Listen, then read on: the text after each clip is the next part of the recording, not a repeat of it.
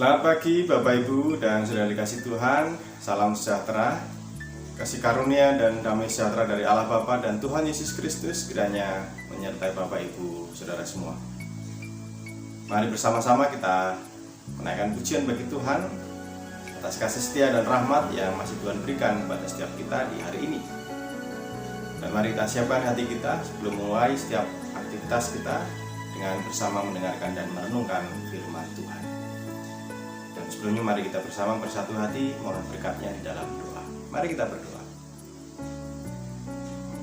Kami menaikkan pujian syukur kami kepadamu ya Bapa untuk kesempatan hidup yang masih kami rasakan di hari ini. Kami juga bersyukur untuk berkat pemeliharaanmu dalam kehidupan kami. Dan saat ini ya Tuhan, kami menyiapkan diri, menyiapkan hati kami untuk mendengarkan dan merenungkan firman-Mu. Biarlah firman Tuhan boleh menjadi pegangan kami, panduan dalam kami menjalani kehidupan kami di hari ini. Ya Tuhan, biarlah Roh Kudus-Mu memampukan kami untuk mengerti apa yang menjadi kehendak-Mu. Bersabdalah, kami siap untuk mendengarkan. Amin. Ibu, Bapak, dan saudara dikasih Tuhan, pembacaan firman pagi ini dari Ibrani 10 ayat 22. Ibrani 10 ayat 22 yang demikian. Karena itu, marilah kita menghadap Allah dengan hati yang tulus ikhlas dan keyakinan iman yang teguh. Oleh karena hati kita telah dibersihkan dari hati nurani yang jahat dan tubuh kita telah dibasuh dengan air yang murni. Amin. Demikian sabda Tuhan. Renungan pagi ini temanya bersih-bersih. Bapak, Ibu, dan saudara dikasih Tuhan, mari kita membayangkan kalau rumah kita dalam waktu seminggu tidak disapu, tidak dibersihkan. Apa yang terjadi? Ya sudah pasti kotor.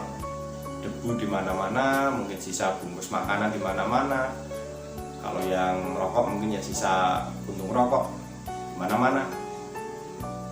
Rumah laba-laba juga menghiasi di mana-mana. Kalau lebih lama lagi, sebulan, 2 bulan tidak dibersihkan, pasti akan semakin parah.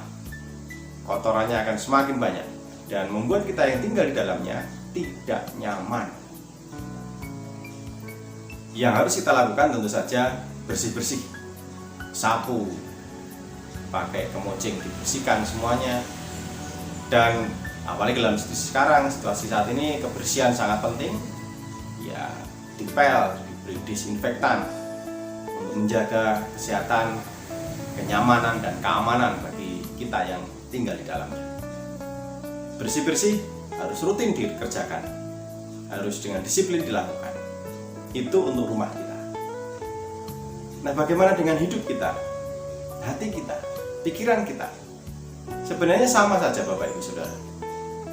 Kalau kita tidak rutin, tidak rajin membersihkan hati dan pikiran kita dari hal yang kotor, ya akan semakin lama semakin kotor, bahkan semakin rusak.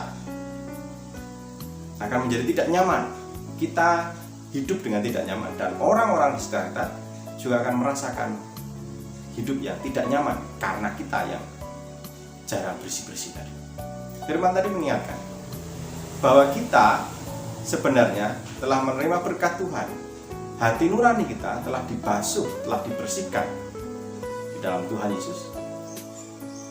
Pikiran-pikiran jahat yang ada di dalam diri kita sudah dibersihkan. Tetapi hal ini harus senantiasa dikerjakan.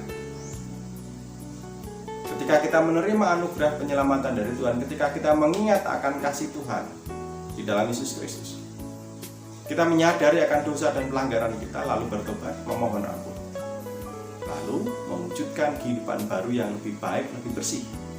Nah, ini yang mestinya kita lakukan senantiasa. Tidak cukup seminggu sekali atau sebulan sekali, bahkan mungkin setahun sekali. Tidak, setiap saat, setiap hari.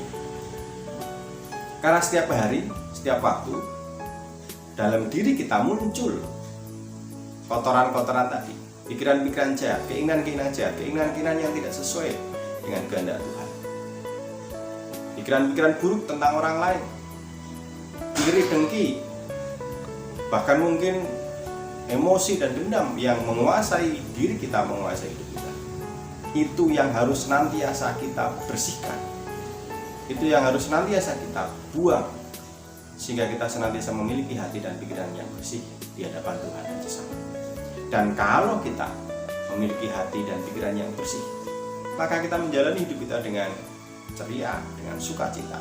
Dan orang-orang yang ada di sekitar kita pun akan merasakan aura yang bersih tadi, dan mereka merasakan suatu yang nyaman, indah, dan membuat mereka juga ikut merasakan bahagia. Oleh karena itu, mari Bapak Ibu Saudara, melalui firman Tuhan pagi ini, kita diingatkan untuk bukan hanya bersih-bersih di rumah kita, di pekarangan kita, tetapi hati dan pikiran kita juga harus senantiasa dibersihkan dari segala pikiran-pikiran jahat, keinginan-keinginan jahat, hal-hal yang tidak sesuai dengan kehendak Tuhan. Selamat bersih-bersih, dan biarlah kita setiap hari, setiap saat memiliki hati pikiran yang bersih, sehingga kita menjalani hidup dengan penuh sukacita, dan orang-orang sekitar pun merasakan sukacita. Tuhan memberkati. Amin.